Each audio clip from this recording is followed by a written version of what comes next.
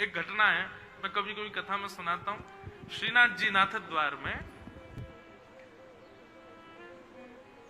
पहले क्या होता था कि अन्नकूट जब होता है ना, तो अन्नकूट के समय पर श्रीमद वल्लभाचार्य जी की 7 निधियां थी, जिनको उन्होंने अपने पुत्रों को बांट दिया। गोसाई जी आदि ने, सबने। एक निधि वहीं श्रीनाथ जी के बगल में विराज रहे हैं, श्री विठलनाथ जी।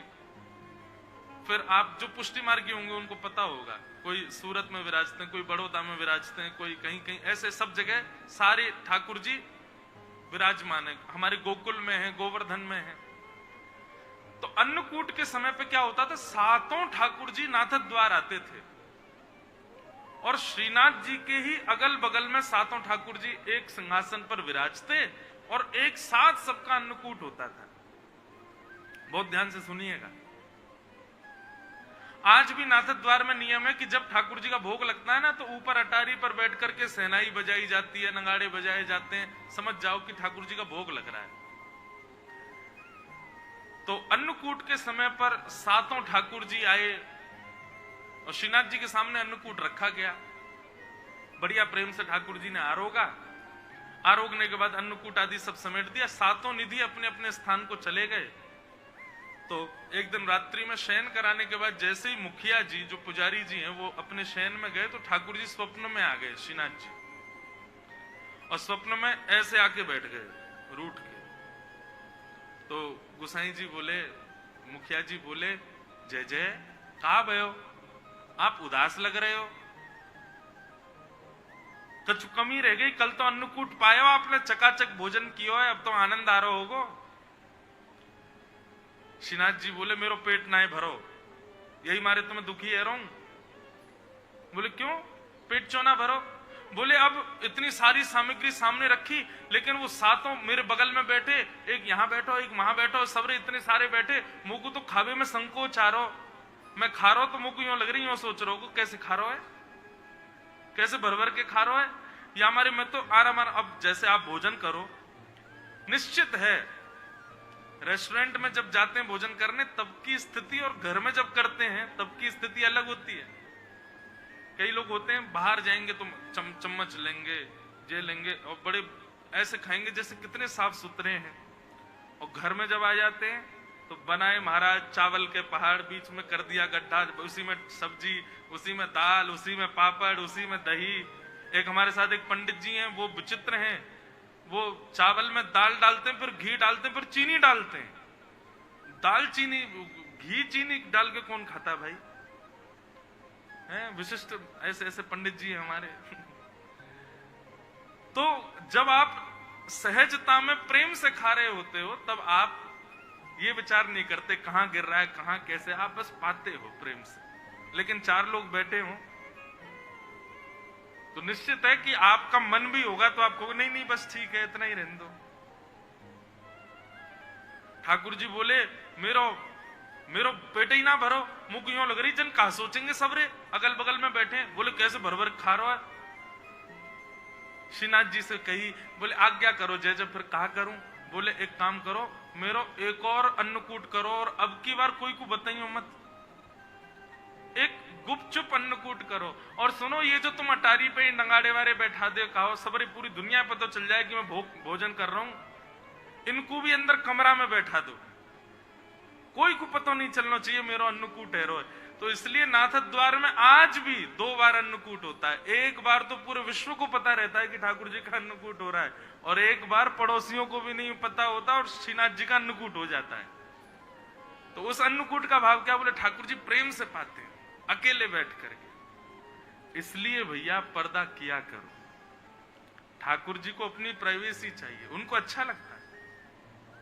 अब हम कथा सुनाने आते हैं, 4 घंटे कोई नहीं जाएगा हमारे लाल जी के कमरे में, तो हमारा भाव क्या रहता है? ठाकुर जी बढ़िया टांग पे टांग धर के पौड़ गए होंगे, बढ़िया डिब्बा आप सब लोग मिठाई के लाओ तो खोल खोल के देखते होंगे कौन कहा लेके आयो, या मैं सजे खा लूं। मधुमंगल, श्रीदामा, तनसुका, मनसुका सब आ जाते होंगे कमरा में, खूब बिस्तर पर कूदते होंगे, तकियान एक दूसरे को मारते होंगे, और जैसे यहाँ आरती होती होगी फिर ऐसे खड़े हो जाते होंगे, अब आवे वारो सहज हो जाओ। तो इसलिए ठाकुर जी को थोड़ा एकांत दो। ठाकुर जी को कभी पर्दा करो, कभी ऐसे करो, उसमें ये भाव मत रखो अकेले रह जाएंगे, नहीं। उनको एकांत की स्थिति कभी कभी प्रिय है, लेकिन कभी कभी, रोज नहीं। तो ऐसी बात है भैया। सेवा में सदैव याद रखो, जो आपको अच्छा लगता है वो ठाकुर जी को करना नहीं है। ठाकुर जी को जिसमें सुख मिले वो उनको पधराओ, वो उनको प्रदान करो। कई लोग होते हैं, हमें तो ऐसे ही अच्छा लगता है। आपके अच्छे लगने के लिए ठाकुर जी हैं क्या? ठाकुर जी को जिसमें रुचि लगे वो ठाकुर जी को निवेदित करो। बंधु, आपने कभी मन में विचार किया, भगवान कभी हमको मिल गए तो हम क्या करेंगे? ठाकुर जी हमको कभी मिल गए तो हमसे क्या बात करेंगे हम उनसे? कभी नहीं सोचा होगा, क्योंकि कभी यही नहीं सोचा कि ठाकुर जी मिलेंगे।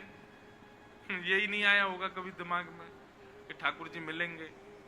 लेकिन एक बात सुनिए, आज ही विचार कीजिए, नहीं मुझे इस जन्म में ठाकुर जी मिलेंगे ही मिलेंगे, ये संकल्पबद्ध हो जाइए आप, और उसके बाद चिंतन करना शुरू कर दीजिए। हम कह रहे हैं, आपने ये संकल्प ले लिया, आप अपने आप पवित्र होते चले जाओगे, अपने आप शुद्ध होते चले जाओगे, अपने आप सारे दूषितताएं, दुर्गुणता सब अपने आप नष्ट हो जाएंगी। क्योंकि फिर 24 घंटे यही चिंतन चलेगा कि नहीं मुझे ठाकुर जी से मिलना है।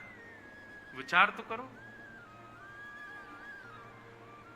देवहूति माता को जैसे ही पता चला कि मेरे पुत्र साक्षात भगवान हैं, देवहूति माता ने उनको माला पहनाई, आरती की, तिलक लगाया और कहा कि अब थोड़ी देर के लिए भूल जाइए कि मैं आपकी मां हूं, आप मेरे पुत्र हो, मुझे पता है आप भगवान हो, मुझे कुछ प्रश्न करने, उन प्रश्नों का उत्तर मुझे दीजिए। भगवान बोले, बोलो मैया क्या पूछना है? और देवहूति माता मैया से प्रश्न कर कि निर्वेणा नितराम भूमल असद इंद्रिय तर्षणात् येन संभाव्यमानेन प्रपन्नांधम तम प्रभु। बहुत सावधानी से सुनिएगा, हम थोड़ा सा चाहते हैं आज विस्तृत करके इस विषय को सुनाएं आप।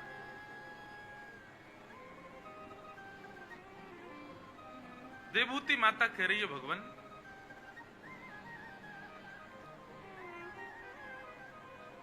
ये मानव पाप की ओर क्यों जाता है? कल मैंने आपसे कथा में एक बात कही थी कि मानव का स्वभाव जल की तरह होता है, फैला दो तो ढलान की तरफ ही दौड़ेगा। अगर हमको छूट मिल जाए कि एक दिन पाप करो, कोई रोक टोक नहीं है इसमें, कोई आप कुछ भी करो पाप नहीं लगेगा, तो हम निश्चित हम पाप करेंगे क्योंकि हमारा स्वभाव है। पर क्यों? देवहूति माता कहती हैं, भगवान मुझे ऐसा लगता है क्योंकि हमारी इंद्रियां, इनकी इच्छाएं कभी पूरी नहीं होती। निर्विण्णा नितराम भूमन असद इंद्रिय तर्षणात् येन संभाव्यमानेन प्रपन्नांधम तम प्रभो। भगवान हम अपनी इंद्रियों की इच्छा पूरी करते करते करते करते हार चुके हैं, पर ये इंद्रियों की इच्छाएं कभी पूरी नहीं होती। मानव शरीर में इंद्रियां कितनी होती हैं बताओ? कितनी इंद्रियां होती हैं? 10। पंच ज्ञानेंद्रिय, पंच कर्मेंद्रिय। पंच ज्ञानेंद्रिय कौन कौन सी हैं? आंख, नाक, जीव, त्वचा और कान, ये पंच ज्ञानेंद्रिय, जिनसे आपको थोड़ा ज्ञान होता है, स्वर का, सुगंधी का, दृश्य का, स्वाद का, स्पर्श का, इसको कहते हैं ज्ञान इंद्रिय। ऐसे ही 5 कर्म इंद्रियां हैं, हाथ, पैर, मुख और 2 उपस्थ इंद्रिय, गुप्त इंद्रिय। ये 10 इंद्रियां हैं हमारे शरीर में। पर सुबह से शाम तक और संपूर्ण जीवन हम क्या करते हैं? ये इंद्रियां तो हमको दासी बना करके ठाकुर जी ने दी थी, भाई ये 10 तुम्हारे यहां दासी हैं। इनका तुम पर वश नहीं है, तुम्हारा इनके ऊपर वश है। तुम जो कहोगे ये इंद्रियां वही करेंगी। पर होता क्या है बंधुओं, धीरे धीरे समय ऐसा आता है कि ये इंद्रियां हमारी स्वामी बन जाती हैं, हम इनके दास बन जाते हैं।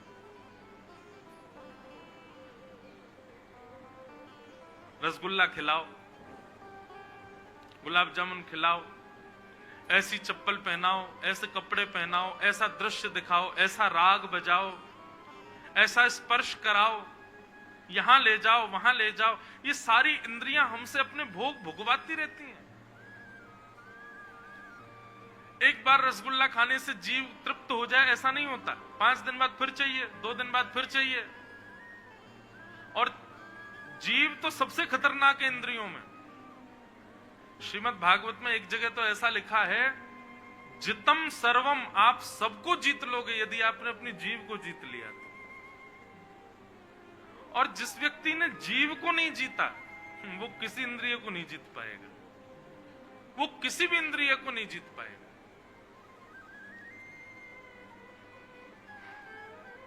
हमारे पूज्य पिताजी महाराज के गुरुदेव, जिन्होंने उनको भागवत पढ़ाई, अनंत श्री विभूषित श्री रामानुज प्रपन्नाचार्य गुरु जी, उनके विषय में हमारी माता जी बताती हैं कि हम गुरु जी के लिए रोटी बनाती, सब्जी बनाती, पूरा सामग्री कभी कभी बनाती, तो अगर जैसे स्वादिष्ट बना देते माता जी भोजन और बढ़िया सिकी हुई कुरकुरी रोटियां बना देती, तो गुरु जी क्या करते थे पता? थाली पे बैठते, रंग से ही उनको पता चल जाता स्वादिष्ट है, तो माँ से कहते दही लेके आओ, और दही माँ लेके आती तो जबरदस्ती सब्जियों में दही मिला देते, नींबू निचोड़ देते और रोटी को पानी में बोर देते। किसी ने कहा गुरुजी आप ऐसा क्यों करते हो?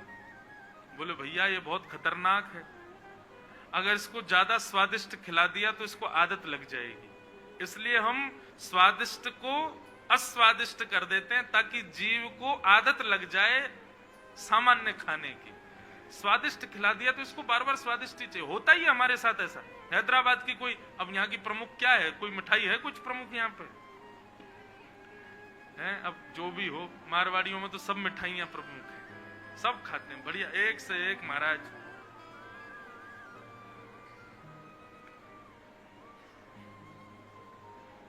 लेकिन हमारा स्वभाव कैसा होता है?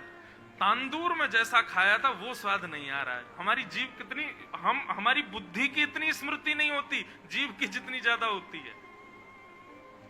जीव को याद है कि मैंने कहां क्या खाया था और वहां के स्वाद में यहां के स्वाद में बहुत अंतर है।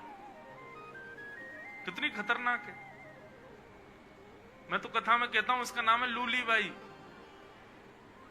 लूली बाई है बिना हड्डी की, लेकिन पूरे शरीर में, जैसे अयोध्या में मंथरा थी ना, ऐसे हमारे शरीर रूपी अयोध्या में ये मंथरा है।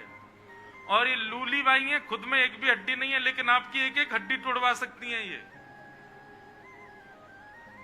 एक शब्द अगर इन्होंने कुछ ऐसा कह दिया, आपको जेल भी हो सकती है। ये जेल तक में अगर जीव को अपनी महिमा पता चल जाए तो महाराज पूरे शरीर को नचाएगी। अभी भी नचा रही है, कब नहीं नचाती? ये मानव नाचता ही इसकी वजह से। बहुत खतरनाक है। इसलिए शास्त्र कहते हैं जितम सर्वम, आप सबको जीत लोगे यदि आपने अपनी जीव को जीत लिया तो। जिते रसे, रसना को जीतो। इसलिए यदि बंधुओं आपको सम होना हो, स्थिर होना हो, तो सबसे पहले जीव पर काम कीजिए, रसना को सुधारिए। और इसका एक तरीका है, पता है क्या? जितनी इच्छा पूरी करोगे जीव की, जीव उतनी बलवान होती चली जाएगी। जीव का मन होता है कि आज कथा के बाद में चाट खानी है, और आपने कथा में बैठे बैठे हलवाई को मैसेज कर दिया, भैया कथा पूरी होगी चाट बना देना, तो जीव समझ जाएगी कि ये मेरे वश में है, मैं इच्छा प्रकट करती हूं, ये तुरंत उसको लगाने में, व्यवस्थित करने में लग जाता है। लेकिन जीव की इच्छा हो रही है चाट खानी है, आप क्या करो? जैसे इच्छा प्रकट हो उसके बाद विचार करो घर पर क्या बना है। माँ से पूछो क्या बनाया आज आपने, बोले कि घिया की सब्जी बनाई है, करेले बनाए हैं। अच्छा ठीक है, आ रहे हैं हम। और घर जाकर के चाट के मन हो रहा हो उस समय घिया की सब्जी से रोटी खा लो। जबरदस्ती विपरीत वस्तु अपनी जीव को प्रदान करो, उससे क्या होगा, जीव को यह संकेत प्राप्त होगा कि ये मेरे वश में नहीं है, मैं इच्छा कुछ करती हूं, ये देता कुछ और है। और धीरे धीरे यहीं से आपकी जीव इच्छा निवृत्त होती चली जाएगी।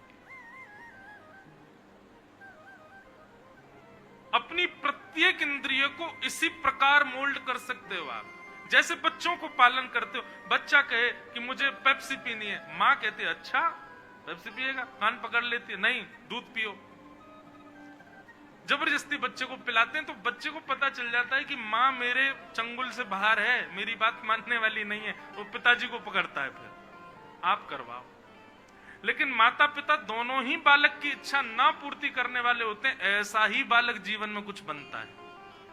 जो बचपन से ही बालकों की बहुत इच्छा पूरी करते रहते हैं, बालक बहुत बिगड़ जाते हैं उनके, फिर और बाद में परेशान माता पिता ही होते हैं। अब क्या करें, बचपन से आदत लग गई है फोन की, देना ही पड़ता है महाराज जी, क्या करें। क्यों लगाई आदत, रोकनी थी ना। ठीक वैसे ही बंधुओं इंद्रियां, देवभूति माता कह रही है भगवान हम इंद्रियों की इच्छा पूरी करते करते करते करते करते पाप तक कर बैठते हैं, पर हमारी इच्छाएं कभी पूरित नहीं होती, कभी पूर्णता नहीं होती इच्छाओं की। कृपा करके हमें बताओ कि हमारी इंद्रियों की इच्छा पूर्ण कैसे होगी। तब भगवान कपिल एक बात कहते हैं, बहुत ध्यान से सुनिएगा। अपनी इंद्रियों की इच्छाओं को पूर्ण करना है तो ध्यान से सुनो कि चेत खलवस्य बंधाय मुक्त चात्मनोमतिं गुणेषु सक्तं बंधाय रतं वा पुंसि मुक्तये। भगवान कह रहे मां से सुनो, बंधन का कारण इंद्रियां नहीं है, बंधन का कारण जीव, आंख, कान, नाक, ये सब नहीं है मां, ये तो तुम्हारी दासी हैं। तो फिर बोले बंधन का कारण है चित्त, मन। मन बंधन का कारण है, इंद्रियां बंधन का कारण नहीं है। जीव इच्छा प्रकट नहीं करती, आंख इच्छा प्रकट नहीं करती, हाथ पांव इच्छा प्रकट नहीं करते, इच्छा प्रकट करता तो मन होता है मां। उस मन को सुधारना जरूरी है।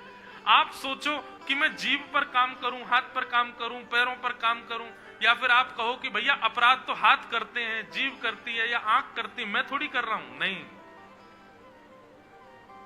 बंधन का कारण, आसक्ति का कारण मां मन होता है।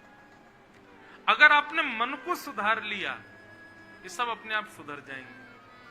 और चित्त को सुधारने का, मन को सुधारने का केवल एक ही तरीका है, क्या? सत्संग नहीं, कुसंगता का त्याग। और एक बात आप लिख लीजिएगा, कुसंगता का त्याग करना भी एक सत्संग है।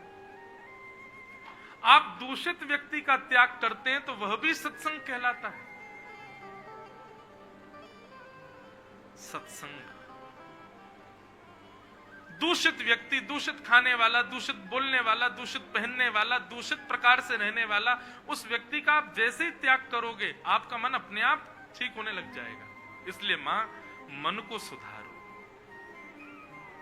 और मन को यदि सुधारना है तो उसके लिए कुसंगता का त्याग करना पड़ेगा।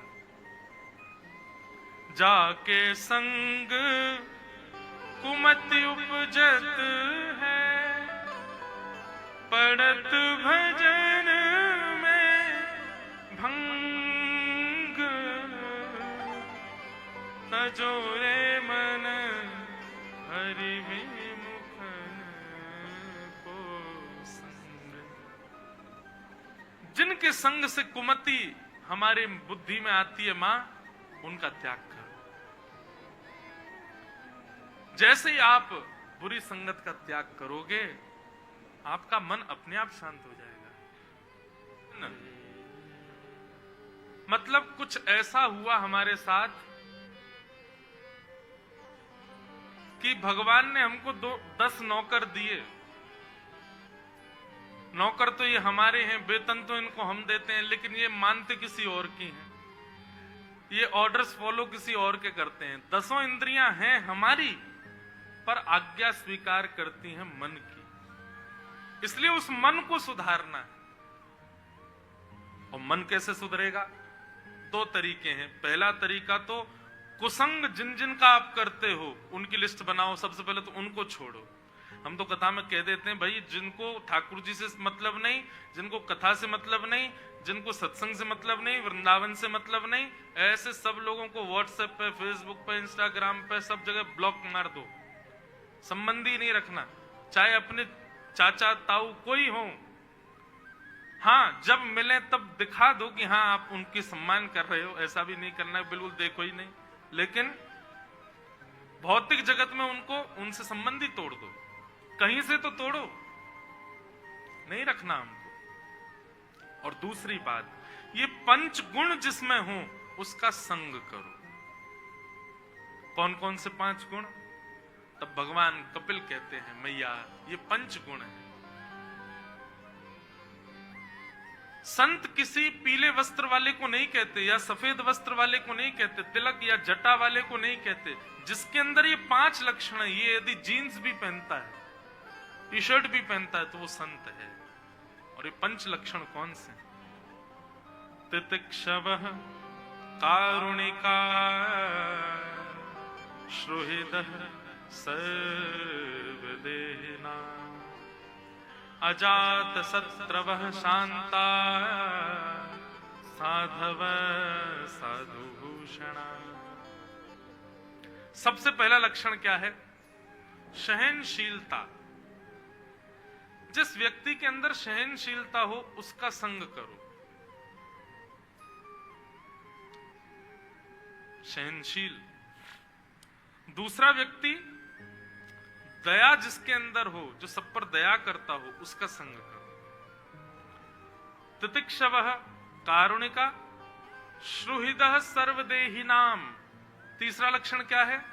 सबका भला चाहने वाला हो। केवल मेरा, मेरों का भला हो ऐसा नहीं, सबका भला हो।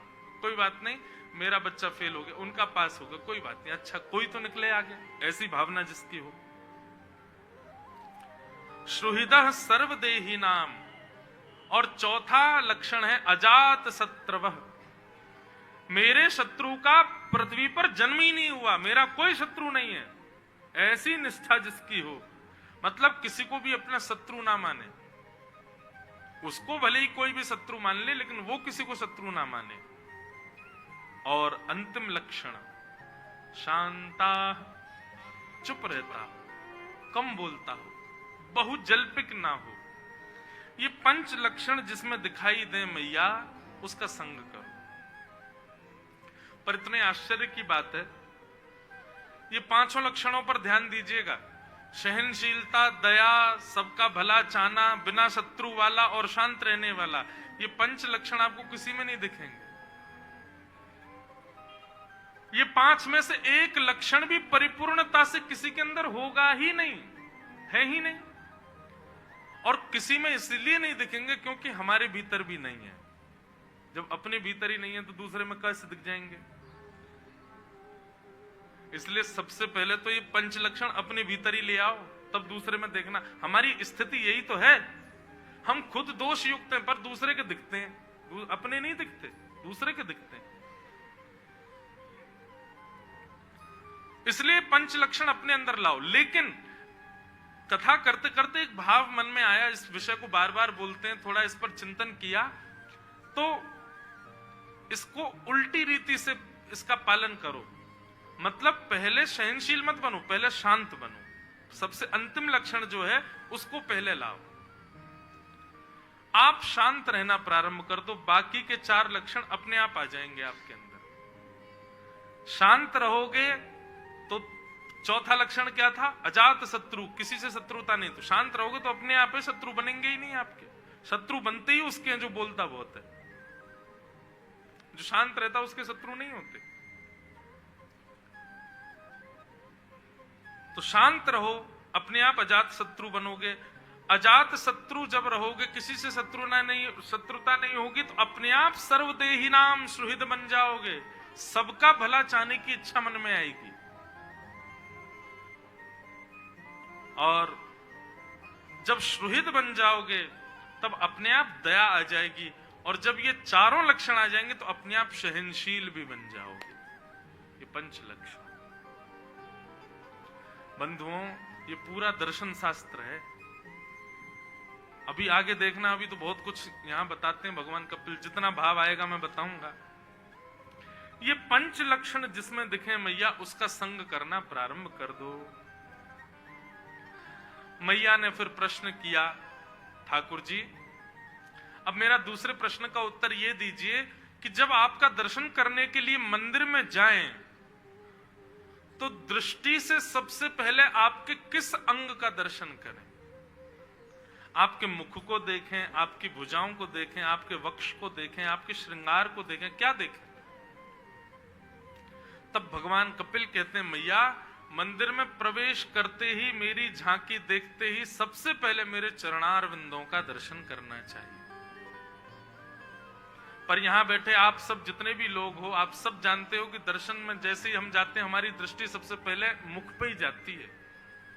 मैं कथाओं में कहा करता हूं, ठाकुर जी इतना सुंदर श्रृंगार करके इसीलिए खड़े रहते हैं, ठाकुर जी बहुत चतुर हैं, ताकि सामने वाले की दृष्टि चरणों में पड़े ही ना। क्योंकि चरणों को जो निहारेगा वो मुक्त हो जाएगा। और वैकुंठ में इतनी जगह नहीं है कि इतने सारे लोगों को मुक्त कर दूं मैं। इसलिए ठाकुर जी ऐसा श्रृंगार, अट्रैक्शन पूरा यहीं ले लेते हैं। तो सामने वाला जाति सबसे पहले मुख ही देखता है। लेकिन आप लोगों ने कथा सुन ली है, अब कल से जब भी दर्शन करो ठाकुर जी का, किसी भी मंदिर में जाओ, सबसे पहले संचिंतित भगवत चरणारविंदम, ठाकुर जी के चरण देखो। हमारे वृंदावन की तो अद्भुत बात, बिहारी जी के चरण साल भर में एक ही बार दिखते हैं, अक्षय तृतीया, उसी दिन बिहारी जी के चरण दर्शन होते हैं। उसके पीछे कारण यही है, अगर कहीं साल भर दर्शन कराते रहो, बिहारी जी के चरण पूरी, इतने लाखों लोग वृंदावन जाते हैं, सबने चरण दर्शन कर लिए, तुम्हारा सब मुक्त नहीं हो जाएंगे? और ये बात बिल्कुल कंफर्म है कि ठाकुर जी के चरणों में जिसकी चित्तवृत्ति है उसकी मुक्ति निश्चित है। क्यों? चरणों को क्यों देखना चाहिए? ऐसा क्या है ठाकुर जी के चरणों में? तब भगवान कपिल बताते हैं, बोले भगवान के चरणों में ऐसे ऐसे आयुध बने हुए हैं, ऐसे ऐसे चिन्ह बने हुए हैं। कैसे चिन्ह हैं? बोले वज्रांकुश ध्वज सरो रुह लांछनाढ्यम उत्तुंग रक्त विलसन नख चक्रवाल ज्योत्स्ना विराहत महद हृदयांधकार। आप कुछ मत कीजिए, हमारी कही एक बात मान लीजिए। आपके आसपास जो भी ठाकुर जी का मंदिर है या जहां पर भी आपकी निष्ठा बहुत है, 15 दिन तक आप नित्य जाइए और ठाकुर जी का मुख मत देखना, ठाकुर जी के केवल चरण देखना। आप रोक नहीं पाएंगे स्वयं को मुख देखने से, लेकिन फिर भी प्रयास करना, केवल चरण देखना, मुख देखना ही नहीं। 15 दिन बाद आप जब रात्रि में सोएंगे ना, तो स्वप्न में ठाकुर जी अपना मुखारबिंद दिखाने स्वयं आ जाएंगे। ये चरणों की महिमा है। कथा पूरी हो जाएगी अभी 3 दिन बाद, तब से कर लेना, या फिर आज से ही प्रारंभ करो, 15 दिन कर लो। आप जिस भी ठाकुर जी के सुंदर चित्तवृत्ति आपकी लगी है, जिन भी ठाकुर जी के रूप में, उनके चरणों का ही दर्शन करना। इस प्रकार से अपने आप को व्यवस्थित करके, जहां मुख दिखे नहीं, मुझे एक प्रैक्टिकल करने को बोल रहे हैं, चरण देखिएगा। लेकिन चरण भी ऐसे नहीं देखने हैं, बड़े भाव से देखने हैं कि कोमल चरण है ठाकुर जी के, सुंदर, उस पर ठाकुर जी के उत्तुंग चंद्रमा के प्रकाश जैसे ठाकुर जी के नख हैं, सुंदर सुंदर आयुध बने, ध्वजा बनी है, कुशा बनी है। ठाकुर जी के चरणों का पूरा भाव रखिएगा। सुंदर इत्र हाथ में लेकर के दूर से ही ऐसा भाव रखना हम ठाकुर जी के चरणों में इत्र लगा रहे हैं, ऐसे मधुर चरणों में हम बारंबार प्रणाम कर रहे हैं। 15 दिन तक आप इस नियम का पालन कीजिए, नित्य ठाकुर जी के चरण देखिएगा। 16वें दिन की रात्रि या फिर अगले 3-4 दिन के अंदर 15 दिन जिस दिन पूरे होंगे, ठाकुर जी स्वप्न में स्वयं पधारे, अपना मुख दिखाने स्वयं आएंगे। ये कुछ अनुभूतियां हैं बंधुओं, इसलिए साझा कर रहे हैं। भागवत में लिखी कोई भी बात मनगणंत नहीं है, सबका तत्व है।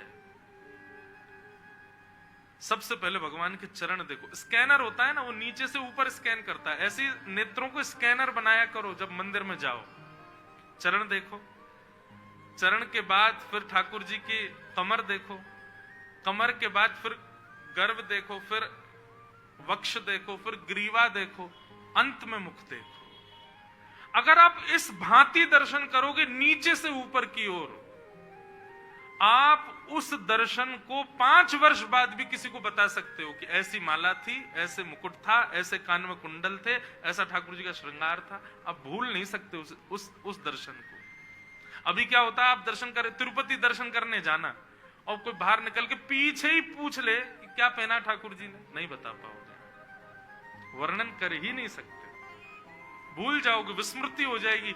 आप आज तक कितनी बार तिरुपति गए हैं, मुझे आज ही बता दीजिए कि तिरुपति के दर्शन कैसे हैं। आप नहीं बता सकते। अब की बार जाना, इतना समय तो खैर मिलता नहीं है कि आप नीचे से ऊपर स्कैन करो, भगा देते हैं वहां लोग बाग सब धक्का दे दे करके। पर जितना संभव हो सके एक बार को मुख ना दिखे तिरुपति बालाजी का, कोई नहीं, लेकिन कैसे भी ऊंचे होकर के जैसे किसी पर चढ़ना पड़ जाए, कैसे भी चरण जरूर देखना। और चरण नहीं दिखेंगे, भाव रखना कि ऐसे चरण, चरणों का दर्शन पहले करना। ठाकुर जी के अरुण चरण राधा रमण के, अरुण चरण राधा रमण के। चरणों की बड़ी महिमा है बंधुओं, इसलिए चरणों का दर्शन सबसे पहला दर्शन है। भगवान कपिल कहते हैं इस प्रकार दर्शन करो। हम तो कहते हैं बिहारी जी जाओ, तिरुपति जाओ, कहीं भी जाओ, चरणों से नीचे से ऊपर की ओर ठाकुर जी को देखो और फिर बाहर आ जाओ मंदिर से, एकांत में बैठ के नेत्र बंद करके फिर उस झांकी को देखना। वो कभी नहीं जा सकती आपके चित्त से। इस भांति ठाकुर जी हृदय में विराज जाएंगे। चरण दर्शन सबसे प्रथम दर्शन। इस प्रकार दर्शन की विधा मैया ने पूछी।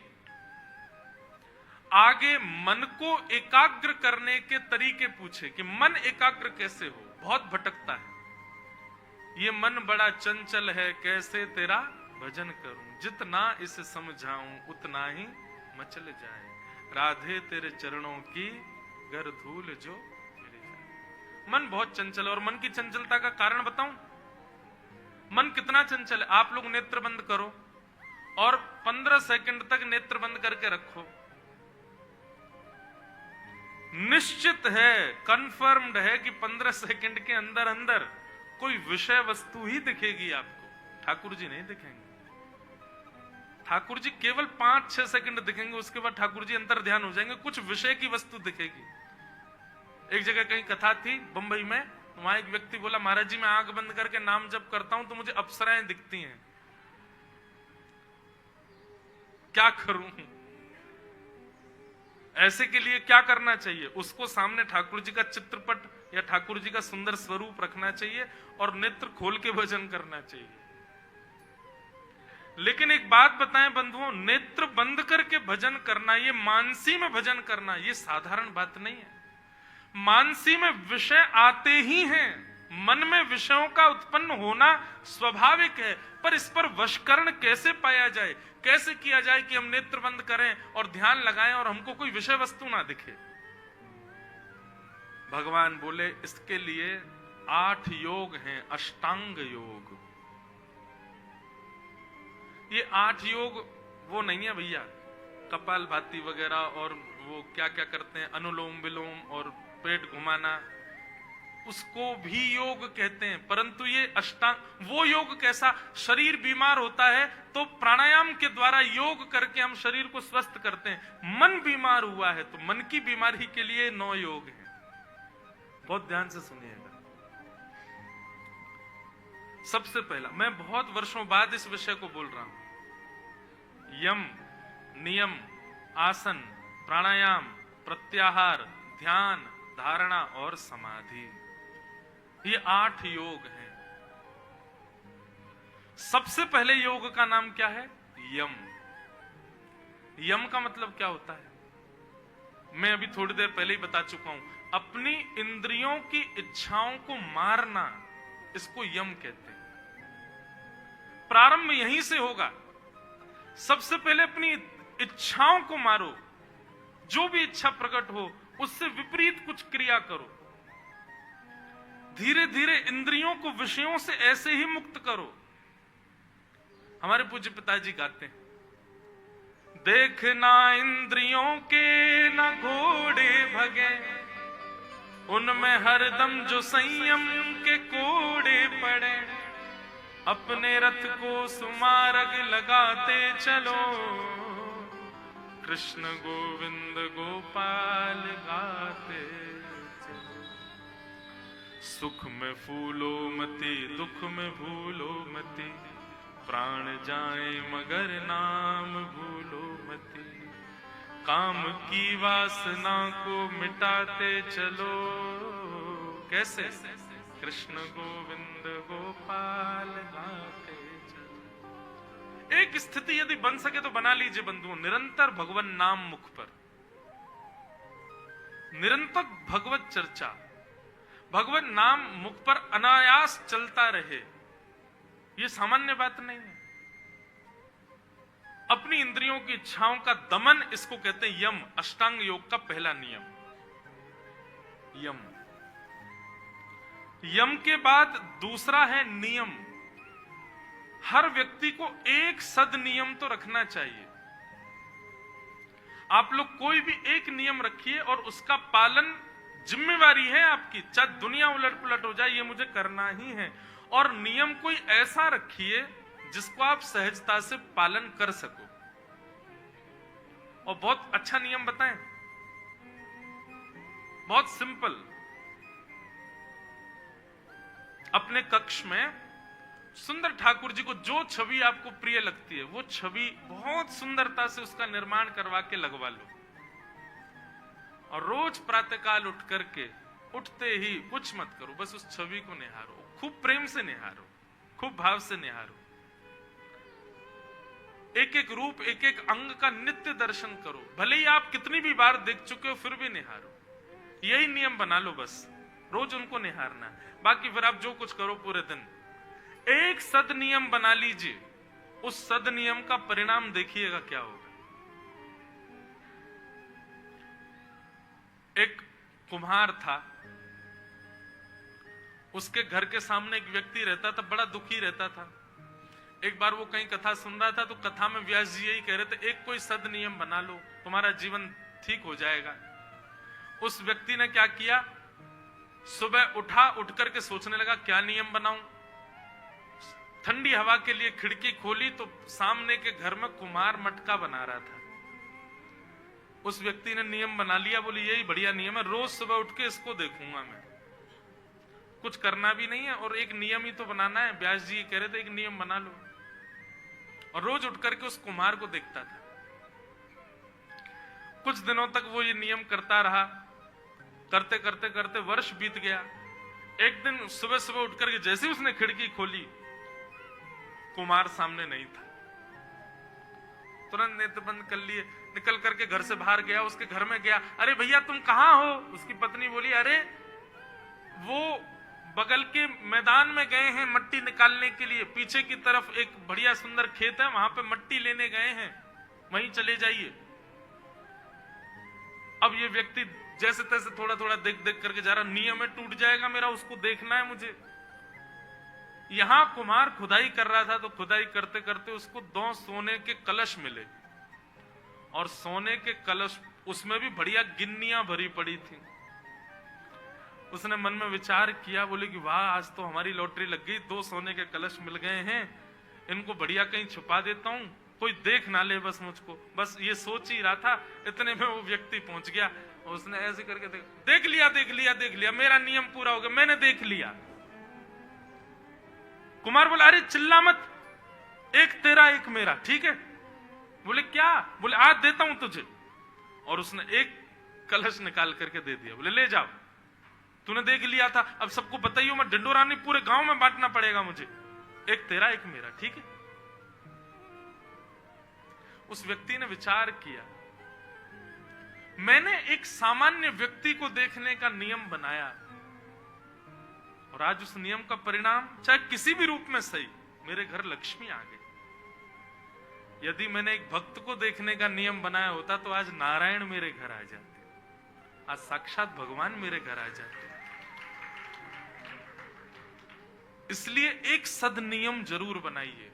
ये अष्टांग योग का दूसरा रूप है, यम नियम। और माफ कीजिएगा, ये सारे इंटरकनेक्टेड हैं। आप सोचो, इंद्रियों की इच्छा तो पूरी नहीं कर पा रहे, हम नियम कर लेंगे, कोई नहीं। अगर आपने यम नहीं किया तो आप नियम नहीं कर पाओ, आपको पहले यम करना पड़ेगा। फर्स्ट पास आउट होगे तभी सेकंड में एडमिशन मिलेगा, और सीधे चाहोगे आगे बढ़ता फलांग फलांग के चला जाऊं।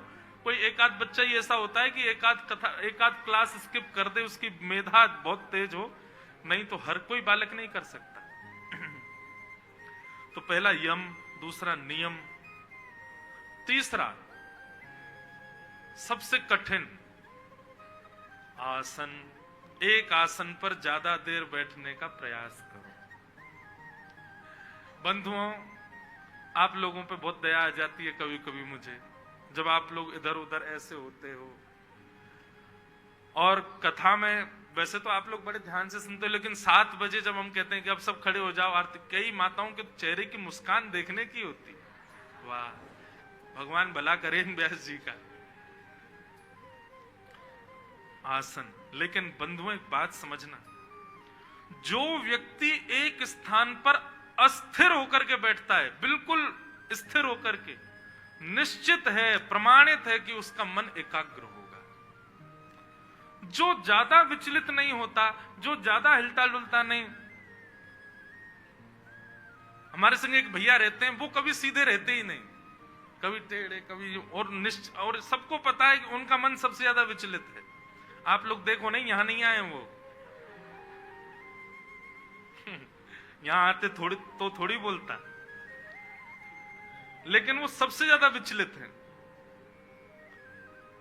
उनका नियम है, वो मेरे से कहते महाराज जी कथा में मुझे 2 बार ब्रेक दे दिया करो। क्यों?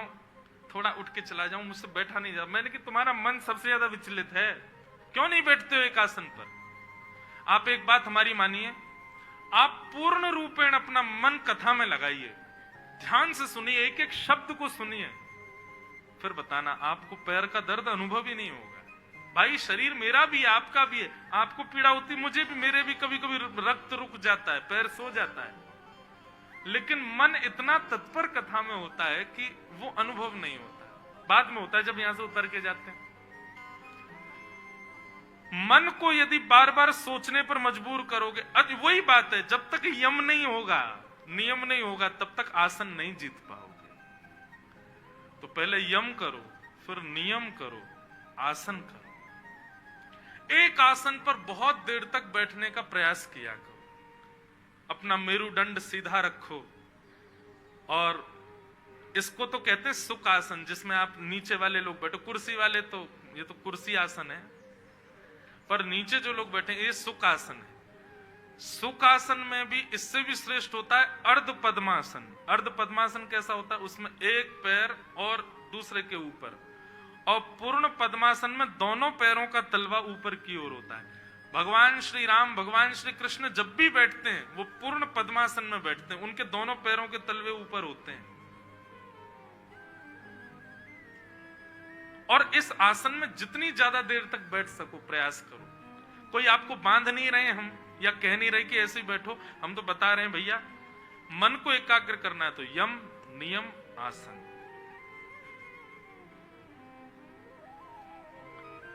और चौथा आता है प्राणायाम। अब प्राणायाम यहां पर अनुलोम विलोम है, लेकिन कुछ अलग तरीके से, ध्यान से देखना। नित्य स्नान ध्यान करके एक आसन पर बैठ जाओ और आपको जो भी मंत्र याद हो, हरे कृष्ण कृष्ण कृष्ण हरे हरे, हरे राम राम राम हरे हरे, महामंत्र हो, द्वादशाक्षर मंत्र हो, ओम नमो भगवते वासुदेवाय, या फिर युगल मंत्र हो, राधे कृष्ण कृष्ण कृष्ण राधे राधे, राधे श्याम श्याम श्याम राधे राधे। अच्छा एक बात और, गायत्री मंत्र नहीं होना चाहिए। गायत्री मंत्र का बंधुओं माइक पर बोलना, उसको जोर से चिल्ला करके बोलना, ये सब निषेध है, शास्त्र विरुद्ध है। गायत्री के लिए कहा जाता है कि वो इस भांति उच्चारण करना चाहिए कि आपके कान को भी ना सुनाई दे। गायत्री सामान्य नहीं है बंधु, उसका थोड़ा अवकाश किया कीजिए। हाँ, गायत्री बोल सकते हो यदि मन मन में है तो, बोलना, उच्चारण नहीं करना उसका। आजकल कई जगह मैं जाता हूं कथा करने, तो माताएं बहनें बच्चों को लाती, महाराज जी हमारे बालक श्लोक बोलते हैं। मैंने बुलवाओ, मैंने सुनो गायत्री के अलावा कुछ भी बोलो, वही आता है। गायत्री मंत्र बच्चों को रटा देते हैं, गायत्री मंत्र नहीं। हमको, आपको पता है हम लोगों के ब्राह्मणों में, द्विजों में, क्षत्रिय वैश्यों में भी गायत्री तब तक नहीं बोल सकते जब तक गुरु कान में ना बोल दे। और गायत्री बोलने वाले के लिए तन पर जनेऊ का होना, यज्ञोपवीत होना बहुत जरूरी है। गायत्री के बड़े नियम हैं, नहीं तो उल्टा प्रभाव होता है गायत्री का। तो प्राणायाम कैसे करना है? कोई भी सहज मंत्र जो आपको याद हो उसका स्मरण कीजिए। एक नासिका छिद्र को बंद करते हुए दूसरी नासिका छिद्र से जब श्वास भीतर लें, तब उस मंत्र का उच्चारण करते हुए श्वास को भीतर लो। दोनों नासिका छिद्र को बंद कर दो, जब वायु आपके ब्रह्मरंध्र में हो तब पुनश्च उस मंत्र का उच्चारण करो मन ही मन में। और फिर पहली नासिका छिद्र को छोड़ करके श्वास बाहर निकालो, पुनश्च उस मंत्र का उच्चारण करो। 2 या 3 बार ये क्रम करना है, इससे मन एकाग्र हो, मन एक जगह लगेगा। तो यम नियम आसन और फिर प्राणायाम। फिर कहूंगा यम नहीं किया होगा तो नियम नहीं होगा, नियम नहीं किया होगा तो आसन नहीं, आसन नहीं तो प्राणायाम नहीं। और 5वां और सबसे जरूरी प्रत्याहार, आहार की शुद्धि। जैसा खाओ अन्न वैसा होवे मन। तो प्रत्याहार क्या है? वही पाना है जो ठाकुर जी को निवेदित है, जो ठाकुर जी को प्रसादी हो चुका है।